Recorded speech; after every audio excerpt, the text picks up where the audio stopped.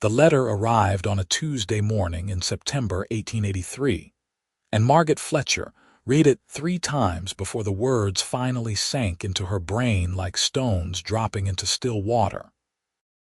Her uncle Theodore, a man she had met exactly twice in her 22 years of living, had died and left her his saloon in Hawthorne, Nevada, a town she had never even heard of until that very moment. She stood in the cramped Boston boarding house room she shared with 2 other seamstresses, holding the lawyer's letter in trembling hands.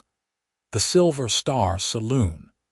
The name conjured images that made her heart race with equal parts terror and strange excitement. Respectable young women did not own saloons. They did not venture west alone. They certainly did not uproot their entire lives based on the whim of a dead uncle who had been estranged from the family for reasons no one would discuss in polite company. Yet 3 weeks later, Margot found herself stepping off a dusty stagecoach in Hawthorne, Nevada, her 2 carpetbags containing everything she owned in the world. The town sprawled before her like something from a fever dream. Wooden buildings bleached pale by the relentless sun, wide dirt streets that seemed to stretch endlessly toward distant purple mountains. The air tasted different here, dry and sharp, nothing like the humid salt tang of Boston Harbor.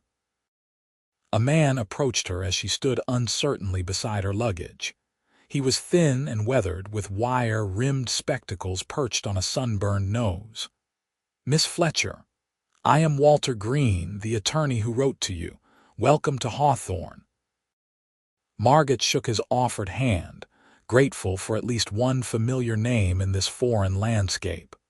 "Thank you for meeting me, Mr. Green. Your uncle's establishment is just down the street. I should warn you, Miss Fletcher, the news of your inheritance has caused quite a stir in town." Theodore was a well-known figure here, and many people had expectations about what would become of the Silver Star after his passing. "What sort of expectations?" Margot asked, following him down the wooden sidewalk. Mr. Green cleared his throat uncomfortably. "Several local businessmen assumed the property would be sold. There have already been offers, quite generous ones, I might add." "I see." Margot kept her voice steady, though her stomach churned. She had anticipated resistance, but hearing it confirmed made everything feel suddenly real and overwhelming. They turned a corner, and there it was. The Silver Star Saloon rose 2 full stories, its false front painted a fading crimson with gold lettering that had probably been magnificent once. A wide porch wrapped around the ground floor, and through the glass windows, Margot could see the shadowy interior, empty at this afternoon hour. "I have been maintaining it since your uncle's death," Mr. Green said, producing a ring of keys. The staff departed after the funeral, naturally, assuming new ownership would bring changes. "There is living space on the 2nd floor, quite comfortable actually." The door swung open with a creak that echoed in the silence. Margot stepped inside and felt her breath catch. The main room was enormous, with a long mahogany bar dominating one wall, its surface scarred but still beautiful. Round tables filled the floor space, chairs overturned on top of them. A grand piano sat in one corner, and a staircase curved upward to a balcony that overlooked the entire establishment. Everything was covered in a fine layer of dust, suspended in shafts of sunlight that streamed through the windows. "It is remarkable," Margot whispered. Mr. Green looked surprised. "You are not disappointed?" "Why would I be disappointed? This place has good bones, as my mother used to say." She walked slowly across the floor, her footsteps echoing.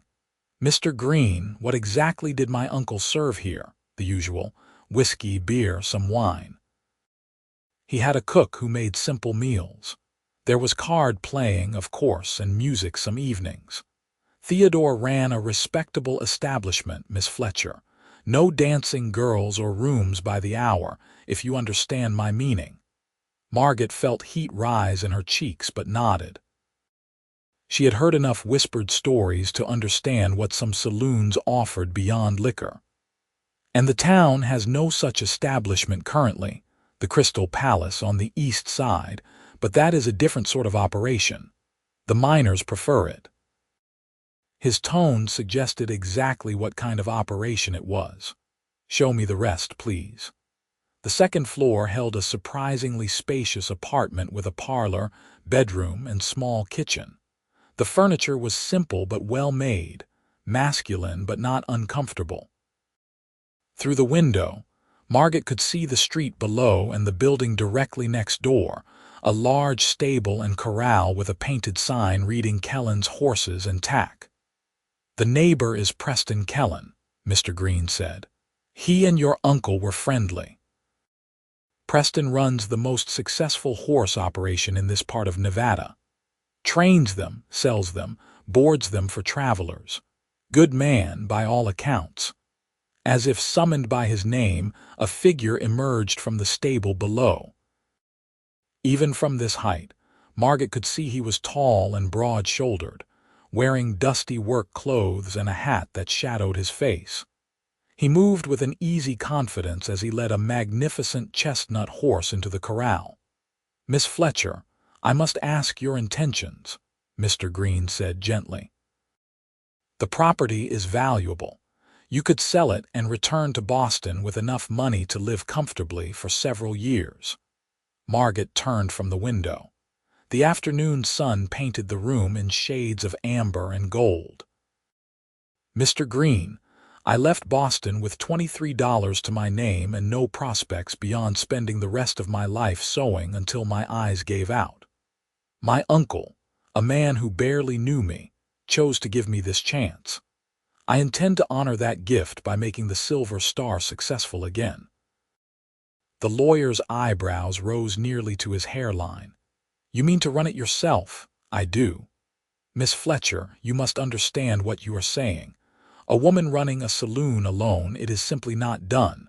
The town will not accept it. Decent people will be scandalized, and the indecent ones will assume terrible things about your character. Then I will prove them wrong." Margot spoke with more conviction than she felt. "How soon can I take possession?" Mr. Green sighed, clearly recognizing a lost cause. "You already have possession. The property is yours free and clear, no debts. Your uncle was a careful man with money. However, you will need staff. A bartender at minimum, probably a cook. Someone to handle security when things get rough, which they will. Can you recommend anyone?" "I can ask around. In the meantime, I suggest you familiarize yourself with the inventory and the account books. Theodore kept meticulous records."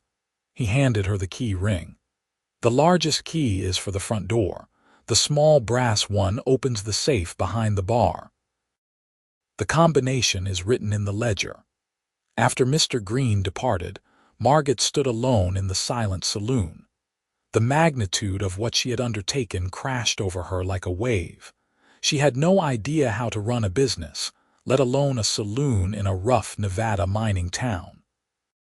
She knew nothing about whiskey or beer, nothing about managing unruly customers or turning a profit. Every sensible bone in her body screamed that she should accept one of those generous offers and flee back to civilization. Instead, she found a broom and began to sweep. The sun was setting, painting the desert sky in spectacular shades of orange and purple when someone knocked on the door. Margot, dusty and exhausted, opened it to find a man standing on the porch. He was perhaps a year or two older than herself, with sun-streaked brown hair and gray-green eyes that seemed to catalog everything in a single glance. He held his hat in his hands. "Afternoon, madam. I am Preston Kellan from next door. I wanted to welcome you to Hawthorne and offer my condolences about Theodore. He was a good neighbor and a good friend." Margot wiped her dusty hands on her skirt, acutely aware of how disheveled she must look. "Thank you, Mr. Kellan. I am Margot Fletcher." "I know." Word travels fast in small towns. His voice was warm with the faintest hint of amusement. I also heard you are planning to reopen the Silver Star. I am, or at least I am trying to figure out how. Preston glanced past her into the saloon. You are cleaning it yourself. I am the only labor I can afford at the moment. Something shifted in his expression, a flicker of respect. That is honest. Look, Miss Fletcher, I know we just met, but I feel obliged to tell you what you are up against. There are men in this town who want this property. Jacob Morrison, who owns the general store, has been trying to buy it for years. He wants to tear it down and expand his operation. Then there is Raymond Cross, who runs the Crystal Palace. He would love to eliminate the competition, even though the Silver Star has been closed for 2 months. Mr. Green mentioned there had been offers, pressure, and probably outright attempts to discourage you before long. Preston's jaw tightened. I am not trying to scare you off. I just think you should know what you are walking into. Margot met his eyes steadily. I appreciate the warning, Mr. Kellan, but I have come too far to turn back now. He studied her for a long moment, and Margot felt an odd flutter in her chest under that calm, assessing gaze. Finally, he smiled, and it transformed his entire face. Fair enough. In that case, need a partner. She blinked. I beg your pardon, not a business partner. I am plenty busy with the horses, but your uncle and I had an understanding. I kept an eye on the Silver Star at night, made sure nobody caused trouble or tried to break in. In exchange, I could stable extra horses in his back lot when mine got too full. That arrangement worked well for both of us. I would be willing to continue it with you if you are interested. Why would you do that? Preston settled his hat back on his head. Because I liked Theodore, and I suspect he knew what he was doing when he left this place to you, instead of selling it off. Because I remember what it was like to be young and new in a town where everyone thinks they know better than you. And because I believe everyone deserves a fair chance to succeed or fail on their own merits. Margot felt unexpected emotion tighten her throat. Thank you. I accept your offer and I am grateful for it. Good. Now, have you eaten anything today? I had some bread on the stage this morning. He shook his head. That will not do. Come on. Martha Cooper runs a decent restaurant 2 streets over. I will buy you supper and we can discuss what you are planning. Margot hesitated. Accepting dinner from a strange man was precisely the sort of impropriety her mother would have fainted over.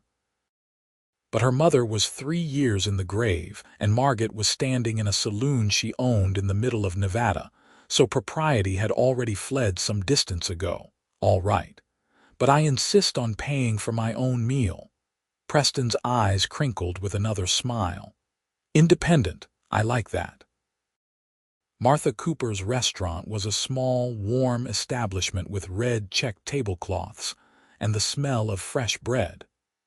The woman herself, gray-haired and sharp-eyed, served them personally, and Margot did not miss the speculative glance she gave Preston and his new dinner companion. Over beef stew and biscuits that melted in her mouth, Margot found herself telling Preston about Boston, about the cramped boarding house, and the endless hours bent over needlework that barely paid her rent. He listened with genuine attention, asking questions that showed he was really hearing her words. Your uncle talked about you sometimes, Preston said. He felt bad about being estranged from his family, but he said he could never go back east. The West got into his blood. Why did he leave Boston? No one would ever tell me. He fell in love with a woman his parents did not approve of. When they forbade the marriage, he and she ran away together. She died of fever their first year out here. Theodore stayed because going home meant admitting defeat, and he was too proud for that. Margot absorbed this, piecing together a picture of the uncle she had never known. He never married again. No, he poured everything into the Silver Star instead. Preston paused. He would be pleased you want to honor his legacy, but he would also want you to be realistic. Running a saloon is hard work, and doing it as a woman will be 10 times harder. People will test you constantly. Then I will have to prove myself constantly. Margot set down her spoon. Mr. Kellan, I understand you mean well, but I did not come all this way to give up at the first sign of difficulty. I need to know if you are actually willing to help me, or if you are just being polite while hoping I will sell and leave. He looked startled, then laughed outright. Your uncle would have loved you. Yes, Miss Fletcher, I am willing to actually help. What do you need? Knowledge. I need to understand how a saloon operates. What sells, what does not. How to handle drunk customers, how to hire trustworthy staff, everything. Preston considered this. I can teach you some of that. For the rest, you might talk to Samuel Brooks. He was Theodore's bartender for 8 years before he moved to Virginia City last spring. He was visiting his sister last I heard. I could wire him, see if he would be willing to come back and work for you. Hope bloomed in Margot's chest. Would you really do that? I will send the telegram first thing tomorrow. He paused. But Miss Fletcher, I have to ask, why are you so determined to do this? You could sell the property and have enough money to start over somewhere safe, maybe open a dress shop or something respectable. Margot traced the rim of her water glass with one finger. When I was 14, my father died. We had no money, no connections. My mother took in laundry until it killed her 3 years later. I have spent every day since then being invisible, being grateful for whatever scraps I could earn, bowing my head and saying yes, madam, and no, sir, to people who looked right through me. When I got that letter from Mr. Green, it was like someone finally saw me. My uncle did not leave his life's work to just anyone. He left it to me specifically. For the first time in my entire life, someone believed I could be more than invisible. I cannot walk away from that. The silence that followed was broken only by the quiet clink of dishes from the kitchen. When Margot dared to look up, Preston's expression had gone soft. You are going to shake this whole town up, Miss Fletcher. I can already tell. Is that a good thing or a bad thing?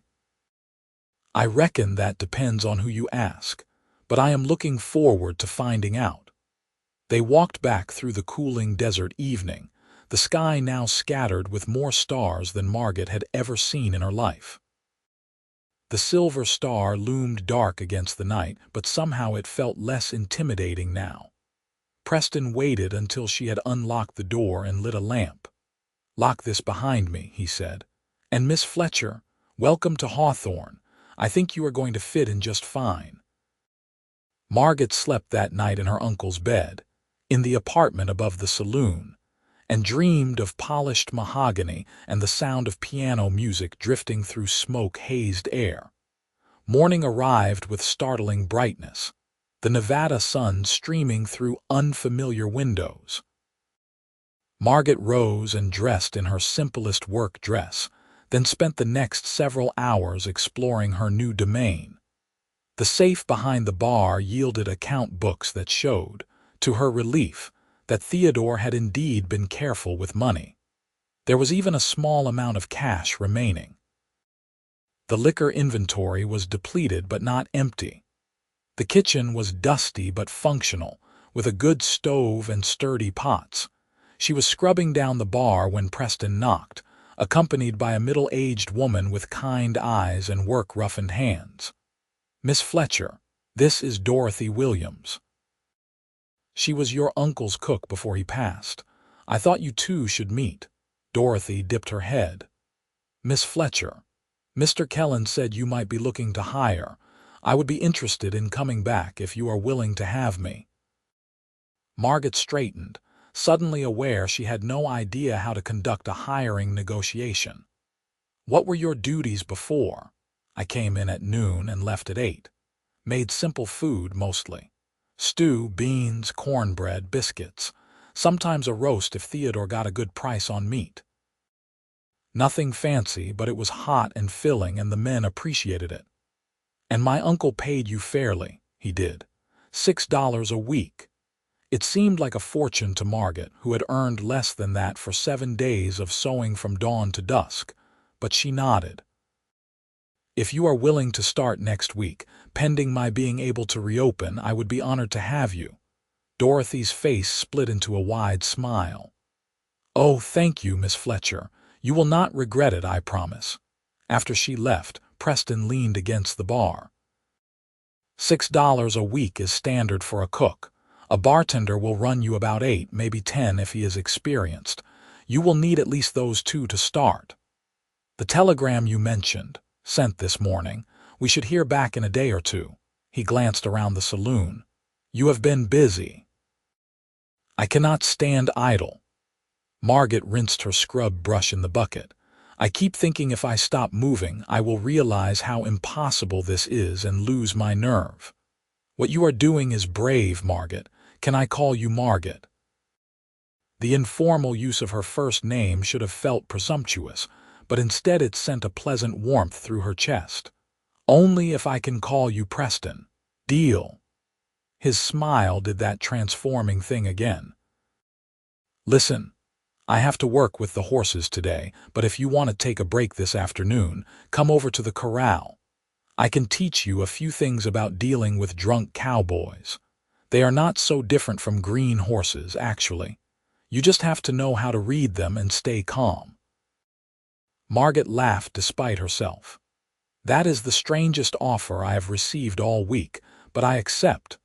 She watched him leave, then returned to her cleaning with renewed energy. By noon, the main room of the Silver Star was gleaming. She had swept and scrubbed, polished the bar until it shone, and arranged the chairs properly at each table. The place was starting to look like a saloon again instead of a dust-covered relic. A commotion in the street drew her to the window. 3 men were dismounting from horses outside, and even from here she could sense their aggressive energy.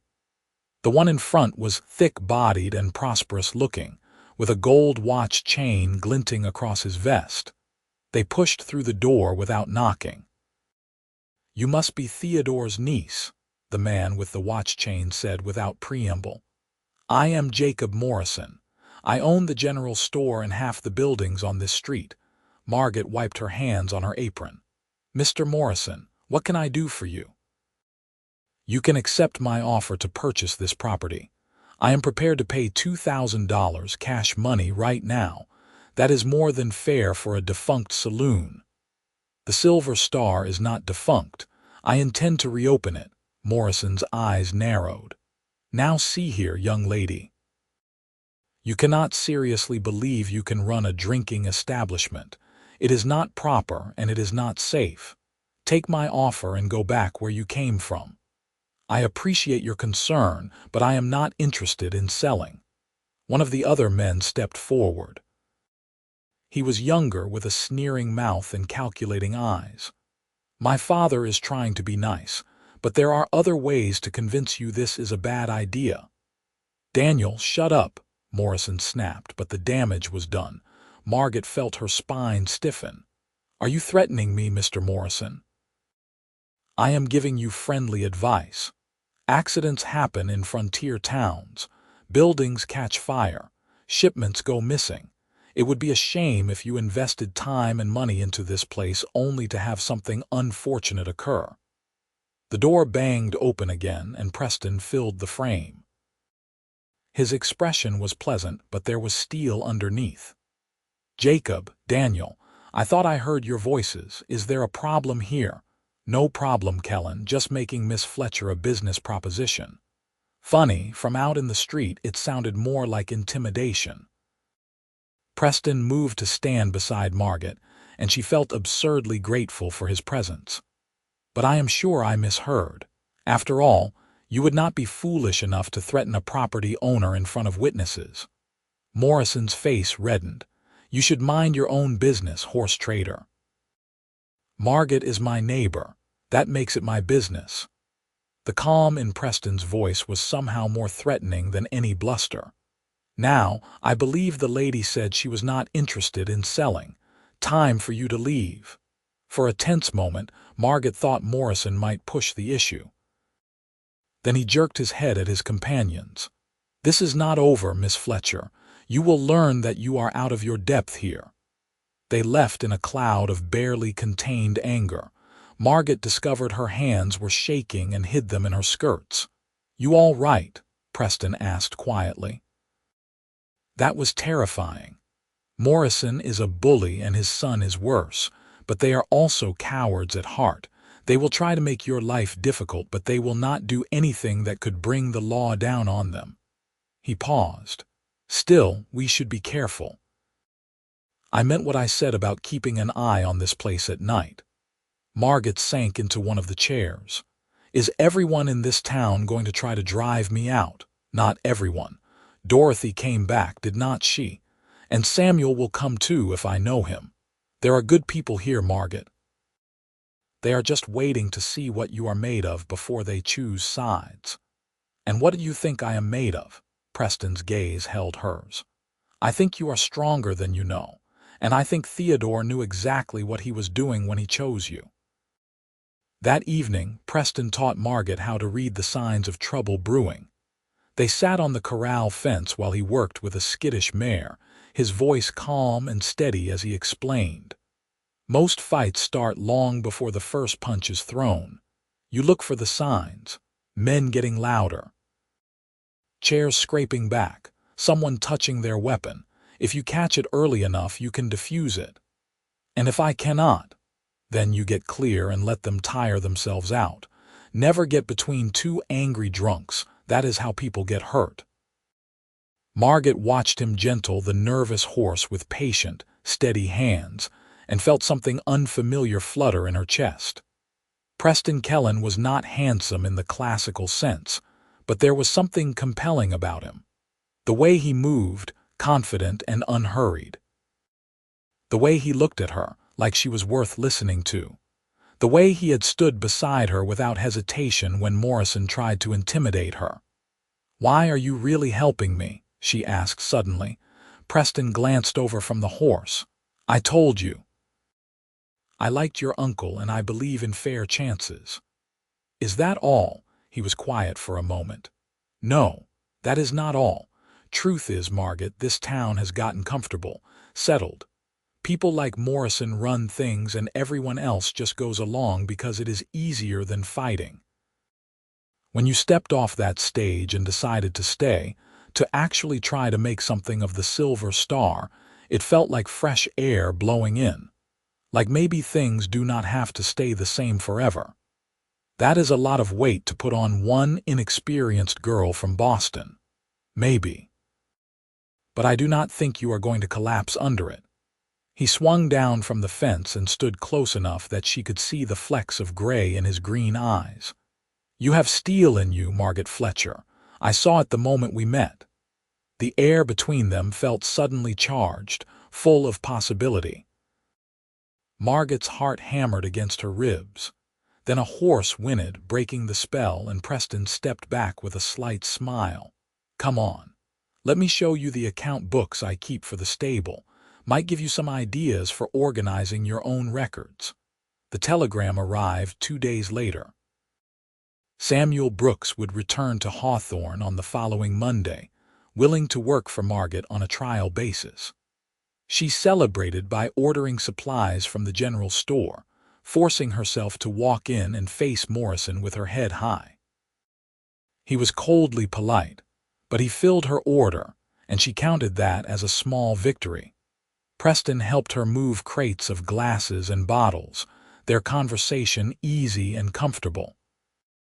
Margot found herself looking forward to these moments, the casual brush of hands when passing items, the way Preston listened when she talked about her plans for the Silver Star, the low rumble of his laugh when she said something unexpectedly funny. Dorothy arrived on schedule and took over the kitchen like a general commanding troops. The wonderful smells of baking bread and simmering stew soon filled the saloon, making it feel more alive than it had since Margot arrived. Samuel Brooks stepped off the stage on Monday morning, a lanky man in his 40s with thinning hair and a cautious smile. He looked around the cleaned and polished Silver Star with obvious approval. "Miss Fletcher, you have done fine work here. Theodore would be proud." Margot felt a rush of relief. "Thank you, Mr. Brooks. I am so grateful you agreed to come back. Call me Samuel, please. Mr. Brooks was my father, and he was a mean drunk. I prefer not to be reminded." He moved behind the bar with the ease of long practice, running his hands over the polished wood. "How much do you know about running a saloon?" "Absolutely nothing." Samuel laughed, a warm sound. "Well, at least you are honest. All right then. We have a week before you want to open. Let me teach you everything I can." True to his word, Samuel spent the next 7 days instructing Margot in the complicated business of running a drinking establishment. She learned how to tap a beer keg, how to pour whiskey to the proper measure, how to calculate profit margins and order supplies. She learned which customers to serve and which to turn away, how to spot a card cheat, how to break up an argument with words instead of fists. Preston was a frequent presence, stopping by in the evenings after his work was done. Sometimes he helped move furniture or repair a loose floorboard. Sometimes he just sat at the bar and talked with Samuel, sharing stories about Theodore that made Margot feel closer to the uncle she had never really known. And sometimes he and Margot would stand on the second-floor balcony in the cooling evening air, watching the desert sky turn spectacular colors, talking about everything and nothing. "You ever miss Virginia City?" Margot asked one evening. "Sometimes, but Hawthorne suits me better. It is smaller, quieter, room to build something lasting." He leaned on the railing. "What about you? Do you miss Boston?" Margot considered. "I miss the ocean. I miss certain streets that I knew like the back of my hand, but I do not miss the life I had there. Does that make sense?" "Perfect sense." "You can miss a place without missing the person you were when you lived there." She looked at him in the fading light. "Who were you in Virginia City?" "Young, arrogant, convinced I knew everything about horses because I could ride well." He smiled ruefully. "I learned better. Lost my shirt on a few bad deals, got my pride knocked down about 100 notches, came here to start over with what I had left. And now I train some of the best working horses in Nevada, and I sleep well at night knowing I earned it." He turned to face her fully. "What about you, Margot? Who do you want to be here?" No one had ever asked her that question. Margot felt it settle into her bones, taking root. Someone who matters. Someone who builds something real and lasting. Someone who is not invisible anymore. Preston reached out slowly, giving her time to pull away, and tucked a loose strand of hair behind her ear. His fingers were warm against her cheek. "You could never be invisible, not to me." Margot's breath caught. They were standing very close now, close enough that she could see the stubble on his jaw, smell the clean scent of leather and sage that clung to him. His eyes asked a question, and her answer was to rise slightly on her toes, closing the small distance between them. The kiss was gentle, tentative, a question more than a claim. Preston's hand cupped her face with infinite care, and Margot felt the world tilt sideways. When they finally pulled apart, both breathing unsteadily, his forehead rested against hers. "I have wanted to do that since the day you arrived," he whispered. "I wish you had done it sooner." His laugh was quiet and warm. "We have time now." The Silver Star reopened on a Friday night in late October 1883. Margot wore her best dress, a deep blue silk she had made herself years ago for an occasion that never came. Dorothy had outdone herself with food, and Samuel stood ready behind the bar, looking professional and confident. Preston had promised to be there, stationed near the door in case of trouble. For the first hour, no one came. Margot tried not to panic as she straightened already straight chairs and wiped already clean tables. Maybe Morrison had been right. Maybe the town would not accept a woman-run saloon. Maybe she had made a terrible mistake. Then the door opened and 5 men walked in, dusty from a day's work. They hesitated, looking around with curious eyes, then approached the bar. "Evening, Miss Fletcher," one of them said. "Heard Theodore's place was open again. We thought we would see if Samuel here remembers how to pour a decent beer." Samuel grinned. "Only one way to find out, Marcus." The men settled at the bar, and within minutes their laughter filled the room. Others followed, drawn by the light and noise. Some came out of curiosity, some out of loyalty to Theodore's memory, some simply because they wanted a drink. Margot moved through the room, greeting customers, ensuring Dorothy's food reached the right tables, watching Samuel work his magic behind the bar. Preston caught her eye from across the room and smiled, and Margot felt warmth bloom in her chest. By 10 o'clock, the Silver Star was respectably full. Not packed, but solid. Men played cards at 3 different tables.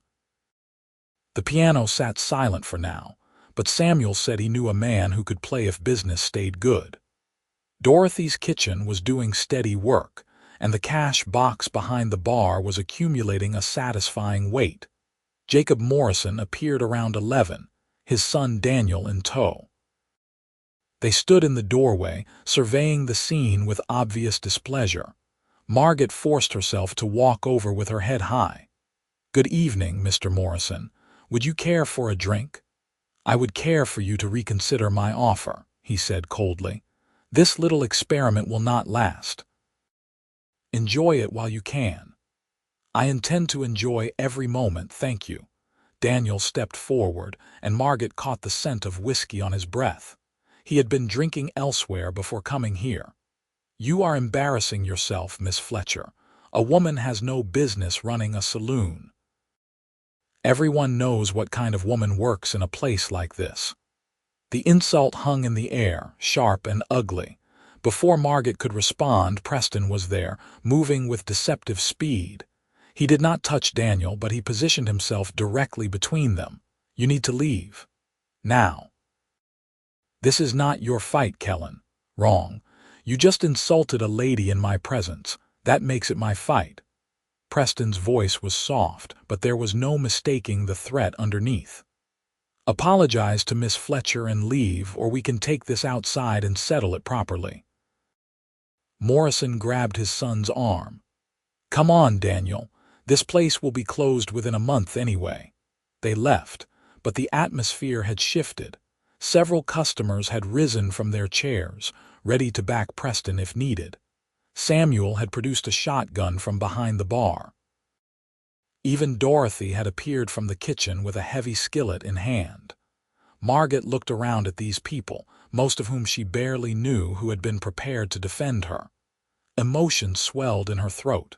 "Thank you, all of you. I appreciate your support more than I can say." An older man she recognized as one of the original customers raised his glass. "Theodore was a good man, and he ran a fair establishment. If you are half the person he was, Miss Fletcher, you have our loyalty." Others echoed the sentiment, and gradually the normal flow of conversation resumed. But Margot noticed that men kept finding excuses to walk past Preston, offering quiet words of approval or solidarity. When the last customer finally left around 1 in the morning, she was exhausted but elated. Samuel counted the night's take while Dorothy cleaned the kitchen. Preston helped Margot right chairs and clear tables. "You did well tonight," he said quietly. "Thanks to you, if you had not been here when Daniel started trouble, you would have handled it, but I am glad I was here anyway." He caught her hand, lacing their fingers together. "Margot, I know this is fast, and I know you have enough to manage without me complicating things. But I need you to know that what I feel for you is not some passing thing. You matter to me." Margot looked down at their joined hands, his so much larger and more callous than hers, then back up at his honest face. "You matter to me too. I do not know what I would have done without you these past weeks. You would have figured it out. You are that kind of person. He drew her closer. But I am glad you did not have to. This kiss was different from the first. Less tentative, more certain. Preston's arms came around her, and Margot let herself melt into his strength, feeling safe and desired and wonderfully alive. Samuel cleared his throat loudly from behind the bar. Not that I want to interrupt young love, but we made $42 tonight. That is a solid opening. They broke apart, both blushing. Preston laughed and released Margot reluctantly. I should let you get some sleep. Same time tomorrow, I will be here. She watched him leave, then turned to Samuel with an embarrassed smile. I apologize for that unprofessional display. Unprofessional nothing. Theodore would be delighted that his niece found a good man. Preston Kellan is one of the best people in this town, and that is not an opinion I share lightly. Samuel handed her the cash box. Lock this upstairs. Tomorrow we can plan for next week. If business stays like this, you might actually make a go of it. Margot climbed the stairs to her apartment with the cash box clutched to her chest and hope singing in her heart. The Silver Star had survived its first night. She had survived Jacob Morrison's threats and Daniel's insults. And somewhere along the way, she had fallen completely for the cowboy next door who had asked if she needed a partner.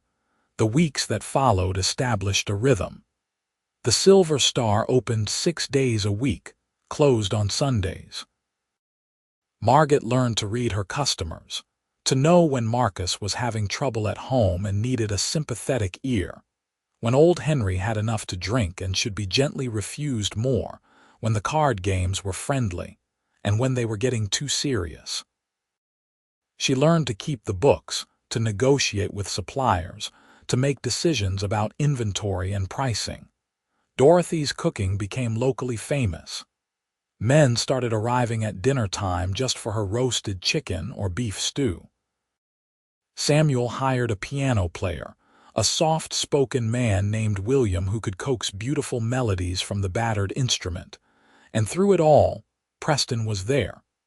Not obviously, not intrusively, but steadily. He ate dinner at the Silver Star most nights, sitting at the bar and talking with Samuel about horses and mining and the growth of the territory. He helped Margot with heavy lifting and repairs. He taught her to shoot, taking her out into the desert on Sunday afternoons to practice with a revolver, until she could hit a target more often than not. They stole moments together, kisses in the quiet space between the stable and the saloon, conversations that stretched late into the night on Margot's balcony, careful touches that spoke of growing affection and restrained desire. People are talking, Margot said one evening as they sat watching the stars. Let them talk. We are not doing anything wrong. An unmarried man and woman spending time alone together is scandalous by most standards. Preston took her hand. Do you want me to court you properly? With chaperones and formal calls. I want exactly what we have.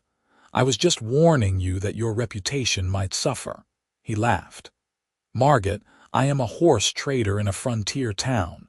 My reputation can survive being associated with a beautiful, intelligent saloon owner.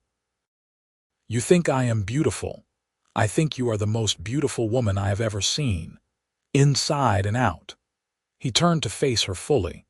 And I am falling in love with you in case that was not obvious, Margot's breath caught. They had danced around the word for weeks now, both feeling it but neither saying it. Hearing Preston speak, it aloud made it real in a way that was both thrilling and terrifying. I am falling in love with you too, she whispered. Preston pulled her into his arms, holding her close. Then nothing else matters. Let people talk. We know the truth. November brought cooler weather and news that the railroad was considering extending a line through Hawthorne. The possibility of easier transport and more visitors energized the town. Even Jacob Morrison seemed to soften slightly, though he still refused to acknowledge Margot on the street. The Silver Star continued to prosper. Margot hired a young man to help with cleaning and deliveries, freeing up more of her time for actual management. She introduced a ladies' afternoon tea service, offering the saloon space on Tuesday and Thursday afternoons for respectable women to gather. It was a calculated risk, an attempt to legitimize the establishment and her own position, and to her surprise, it worked. Women who had crossed the street to avoid her started coming to the teas, and some even brought their husbands in for dinner afterward. Preston's business was also thriving. He had contracts to supply horses for 3 different mining operations and was training mounts for several wealthy buyers in California. They talked about their work with the easy comfort of true partners, sharing successes and frustrations, offering advice and support. In early December, a cold snap brought the first real frost. Margot woke one morning to find Preston building a fire in the saloon's big stove, having let himself in with the spare key she had given him weeks ago. "You are going to freeze up here," he said when she appeared on the stairs. "That little stove in your apartment is not enough for weather like this." "I was fine. You were buried under every blanket you own. I could hear your teeth chattering from outside." Margot came down to warm her hands by the growing fire. "I suppose I need to buy more fuel. Or you could let me insulate that apartment properly. It would not take more than a day or 2. He straightened, dusting his hands. "Margot, we need to talk about something." The seriousness in his tone made her nervous. "All right." Preston took a breath. "I have been thinking about the future. About what I want and where I am headed. And every version of that future I imagine has you in it." He reached for her hands. "I know we have only known each other a few months. I know you have a business to run and a life you are just building. But I also know that I have never felt about anyone the way I feel about you. You are my partner in every way that matters. I want to make it official." Margot's heart was pounding so hard she could barely breathe. "Preston, are you asking you to marry me?" "Yes." He smiled, nervous and hopeful. "I do not have a ring yet. I wanted to ask you first, make sure I was not being presumptuous, but if you say yes, I will get you the finest ring in Nevada." "I do not need a ring." His face fell slightly. "Oh, I understand if it is too soon or if you do not feel." "Preston, stop talking." Margot put her hands on his face, making him look at her. "I do not need a ring because I would marry you if you offered me a piece of string. Yes. My answer is yes." For a moment, he just stared. Then he let out a whoop of joy and lifted her clear off her feet, spinning her around the empty saloon. When he set her down, they were both laughing and crying at the same time. "You mean it? You will marry me?" "I will marry you. I love you, Preston Kellan. You are the best thing that has ever happened to me." He kissed her then, deep and passionate and full of promise. When they finally broke apart, both breathing hard, Preston rested his forehead against hers. "When? I know women usually want time to plan, but I do not want to wait." "Neither do I. What about Christmas? That gives us a few weeks to arrange things." "Christmas would be perfect." They spent the rest of the morning making plans, giddy with happiness. They would marry in the small church at the edge of town. Samuel would stand up with Preston, and Dorothy agreed to be Margot's witness when they told her later that day. They would have a celebration at the Silver Star afterward, inviting the whole town. The engagement announcement caused a sensation. Some people were delighted. Others scandalized that Preston would marry a saloon owner. Morrison made some snide comments about respectable women, but by now, Margot had learned to ignore him. What mattered was the support they received from the people who counted. Marcus and the other regulars at the Silver Star threw Preston an impromptu bachelor party that was loud but good-natured. Dorothy baked a special cake. Samuel gave Margot away a bottle of champagne he had been saving for years. Preston commissioned a ring from a jeweler in Virginia City, a simple gold band set with a small diamond. When he slipped it on Margot's finger in the quiet of her apartment, she cried, "It is beautiful. You are beautiful, and you are going to be my wife." He kissed her fingers. "I am the luckiest man alive." The days before Christmas flew by in a flurry of preparation. Margot ordered a new dress, deep green velvet that made her eyes look nearly emerald. Preston bought a new suit and got a proper haircut. Dorothy planned the menu for the celebration with military precision. Samuel decorated the silver star with pine boughs and candles until it looked magical. On Christmas Eve, a heavy snow began to fall, rare and beautiful in the Nevada desert. Margot stood at her window watching the flakes drift down, thinking about how much her life had changed in just 3 months. She had arrived in Hawthorne alone and uncertain, and now she had a thriving business, genuine friends, and a man she loved more than she had thought possible. Christmas morning dawned clear and cold. Margot dressed carefully, her hands shaking as she buttoned the green velvet.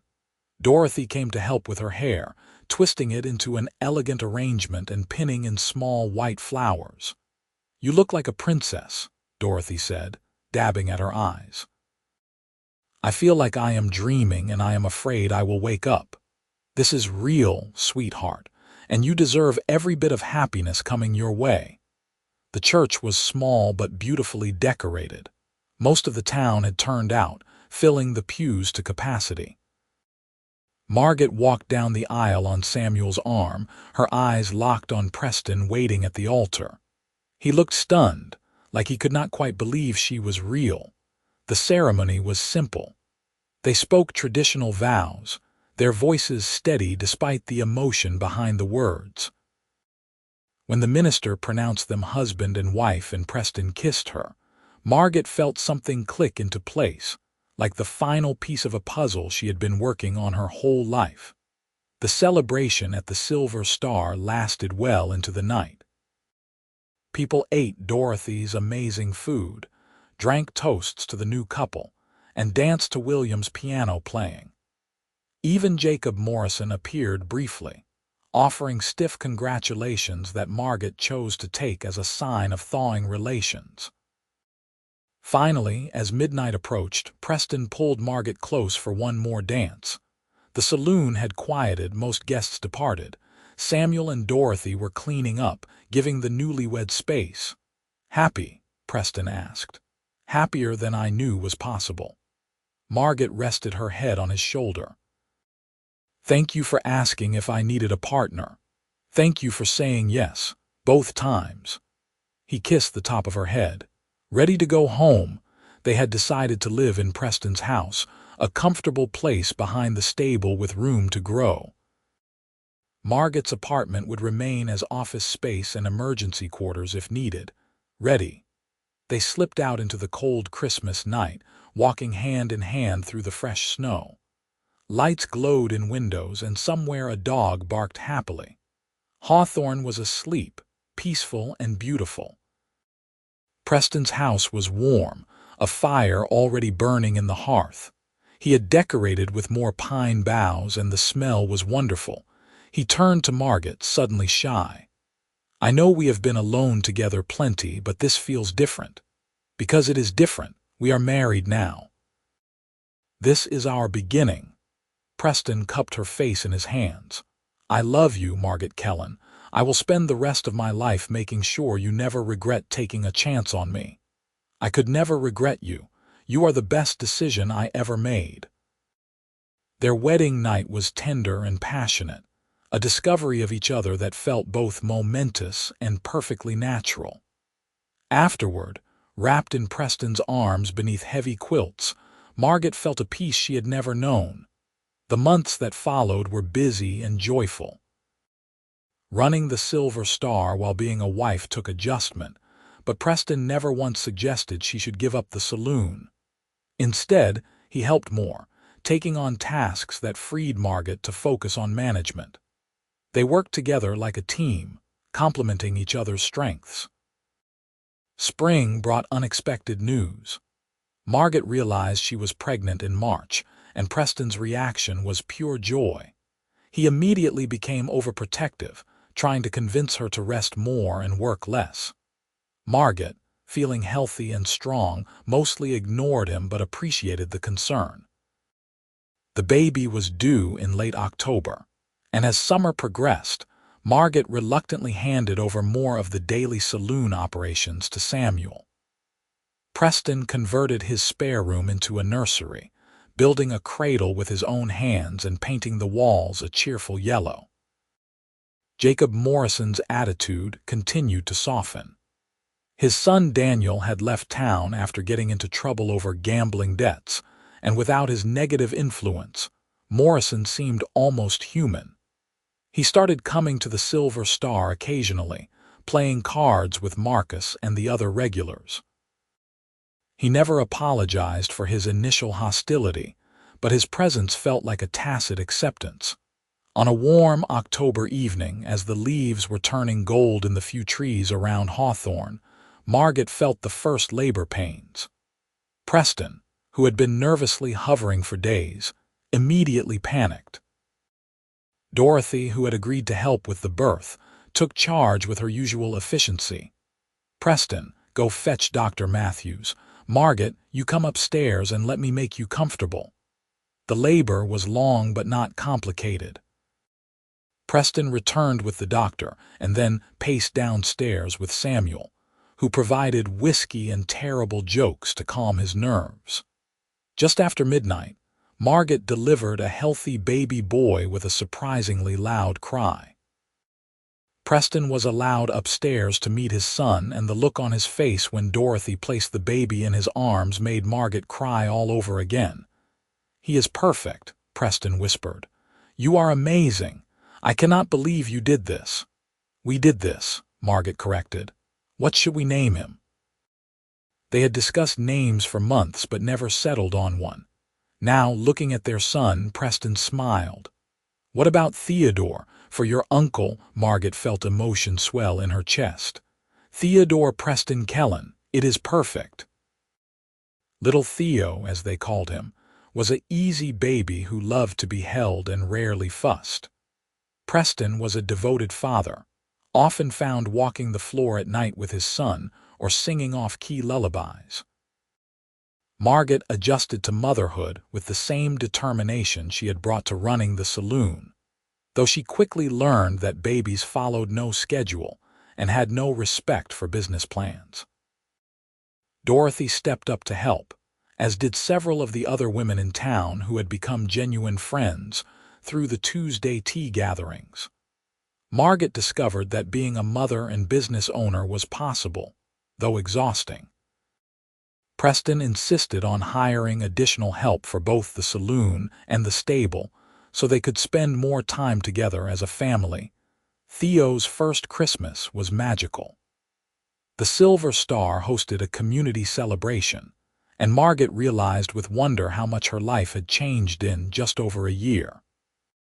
She had arrived in Hawthorne alone and invisible, and now she was surrounded by friends, holding her baby while her husband played piano with William, both of them laughing when they hit wrong notes. The years that followed were full and rich. Theo grew into a bright, curious toddler who loved horses as much as his father. The Silver Star continued to thrive, becoming not just a saloon but a community gathering place. Preston's horse business expanded until he needed to hire help. They built an addition onto their house, adding more bedrooms. When Theo was 3, Margot became pregnant again. This time, the pregnancy was harder and she did reduce her work hours. Their daughter arrived in May 1888, a tiny thing with Margot's eyes and Preston's stubborn chin. They named her Clara, after Preston's mother. Jacob Morrison, who had gradually become almost friendly, surprised everyone by closing his store for an afternoon to attend Clara's christening. He even gave the baby a silver rattle, which Preston later admitted was one of the strangest peace offerings he had ever witnessed. Theo adored his little sister, following her everywhere once she could crawl. Preston proved to be an even more devoted father the second time around, somehow balancing work, family, and his continuing partnership with Margot in all things. On their 5th wedding anniversary, Preston took Margot up to the balcony of the Silver Star where they had shared so many important moments. The children were with Dorothy for the evening, giving them rare time alone. "You remember the first night you opened this place?" Preston asked, holding her close. "I remember being terrified and certain I was going to fail. I remember thinking you were the bravest person I had ever met. That has not changed." He kissed her temple. "You shocked this whole town, Margot. You are still shocking them." "We shocked them together. I could never have done any of this without you. We make a good team." Margot looked out over Hawthorne, grown larger and more prosperous in the 5 years since she arrived. Electric lights were being installed on Main Street. The railroad had finally come through, bringing more people and more opportunities. The town was changing, growing, but the Silver Star remained steady, a fixture of community life. "You ever wonder what would have happened if you had not asked if I needed a partner that first week?" Margot mused. "I try not to think about it. The idea of a life without you is unbearable. I love you, Preston Kellan, more every day. And I love you. You are my heart, Margot, you and our children. Everything good in my life started the day you stepped off that stage." They stood together in the gathering dusk, two people who had found each other in the most unlikely circumstances and built something beautiful together. Below them, the Silver Star hummed with life. Across the way, Preston's stable showed lights where his hired hands were settling the horses for the night. And everywhere, there was evidence of what they had created together through hard work, determination, and love. The years continued to roll forward. Theo started school and showed an early talent for numbers, helping his mother with the Saloon's books even as a child. Clara proved to be as stubborn as both her parents combined, and Preston swore she would either be a force for great good or great chaos when she grew up. In 1891, Margot discovered she was pregnant again, a surprise but a welcome one. Preston was 40 by now, with silver threading through his brown hair, but he greeted the news with the same joy he had shown at Theo's coming. Their 3rd child, a boy they named Michael, arrived healthy and strong that winter. The Silver Star celebrated its 10th anniversary in 1893 with a party that filled the street outside. Margot, now 32 and comfortable in her role as businesswoman, wife, and mother, looked around at the crowd with deep satisfaction. Theodore's legacy lived on, not just in the building but in the community it had helped create. Jacob Morrison, now in his 60s and considerably mellower, gave a speech about the importance of determination and how Margot had proven him wrong about everything. It was as close to an apology as he was likely to give, and Margot graciously accepted it. That night, after the celebration wound down and the children were asleep, Preston and Margot sat on their front porch watching the stars. "No regrets?" Preston asked, as he sometimes did. "Not a single one. You. Only that I did not kiss you sooner when you first arrived." Margot laughed and rested her head on his shoulder. "We had time. We have time still. All the time in the world." They sat in comfortable silence, two people who had grown and changed together, who had built a life and a family and a legacy. The Wild West was taming around them, civilization creeping in with its railroads and telegraph lines and electric lights. But here in Hawthorne, Nevada, in the home they had made together, some things remained timeless. Love, partnership, family, and the quiet joy of a life well lived. Years later, when Theo was preparing to take over management of both the Silver Star and the horse operation, he asked his mother what had made her so certain she should stay in Hawthorne all those years ago. "Margot," gray-haired now but still sharp-eyed and strong, smiled at her grown son. I was not certain at all. I was terrified. But sometimes the best decisions are the ones that scare you most. And Dad, when did you know he was the one? The moment he asked if I needed a partner. He did not try to take over or tell me what to do. He offered to stand beside me. That is the kind of man you build a life with. Theo nodded, filing away the wisdom for his own future. He had a girl he was sweet on, a rancher's daughter with her own dreams and determination. Maybe he would ask if she needed a partner. Preston, now 70 and moving slower but still active, came in from the stable. His face lit up when he saw Margot, the same way it had for more than 30 years. He crossed to her and dropped a kiss on her head. "What are you two conspiring about?" "I was just telling Theo about the day I arrived in Hawthorne." Preston chuckled. "Best day of my life." "Well, second best. Marrying you holds the top spot." Margot stood and took his hand. They had buried Dorothy the year before, mourned Samuel's passing 2 years before that. Their children were grown, or nearly so. The Silver Star had new management, but remained in the family. Preston had trained more horses than he could count and earned a reputation throughout Nevada and beyond. But none of those accomplishments mattered as much as the simple fact that they had built this life together. Through challenges and triumphs, through raising children and running businesses, through the slow transformation of the Wild West into something more settled and civilized, they had remained partners in every sense. That evening, as sunset painted the Nevada sky in brilliant oranges and purples, Preston and Margot sat on the balcony of the Silver Star one more time. It had become tradition on their anniversary, this return to where so many important moments had happened. 41 years old when I met you," Preston mused. "I thought I was too old for romance, too set in my ways. And I was too young and inexperienced to know better than to fall for a charming cowboy. No regrets, though. Never. Not once." Margot leaned into his warmth. "We built something good here, Preston. Something that will outlast us. We built something great. And it started with a brave woman who refused to give up and a cowboy who could not resist asking if she needed a partner." They sat together as the stars emerged one by one, two people who had found each other against all odds and created a love story that would be told in Hawthorne for generations.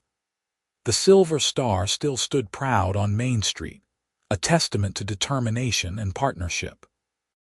The stable still bred the finest horses in the region. And in the house behind it, 3 children who had been raised on love and hard work were building their own futures. It was a good life. Better than good. It was exactly the life Margot had dared to dream of that first terrifying day when she stepped off the stage and decided to stay. The life she and Preston had built together, one day at a time, one choice at a time, one moment of partnership at a time. And as they headed home together under the vast Nevada sky, hands clasped and hearts full, they both knew that every challenge, every risk, every scary decision had been worth it. Because they had faced it all together, as true partners, and that had made all the difference. The end of their story was really just another beginning, another chapter in the ongoing tale of family and legacy and love that would continue long after they were gone. The Silver Star would stand. The horses would run. And somewhere in the fabric of Hawthorne, Nevada, the story of the girl who inherited a saloon and the cowboy who asked if she needed a partner would live on, inspiring others to take chances, to build partnerships, to believe in the possibility of love transforming everything. Margot Fletcher Kellan died peacefully in her sleep in 1920 at the age of 59, surrounded by her children and grandchildren. Preston followed her 6 months later, unable to imagine a world without his partner. They were buried side by side in the Hawthorne cemetery, their shared headstone reading simply, "Together always." The Silver Star continued to operate under Theo's management, later passed to Clara's son. The stable remained in Michael's branch of the family. And every generation told the story of how it all began, with a frightened girl from Boston who dared to stay, and a man who offered partnership instead of pity. Their great-granddaughter, visiting Hawthorne in 1960, stood in front of the Silver Star, now a restaurant but still bearing its original name. She thought about the woman she had never met but had heard about all her life. Margot, who had been brave enough to build a life in an impossible place.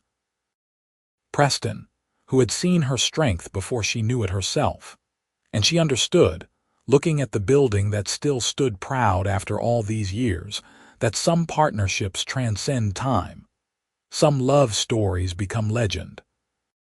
And sometimes, the best thing you can do is find someone brave enough to ask if you need a partner, and be brave enough to say yes. The sun set over Hawthorne, Nevada, painting the sky the same brilliant colors it had painted 77 years earlier, when a young woman first arrived and changed everything.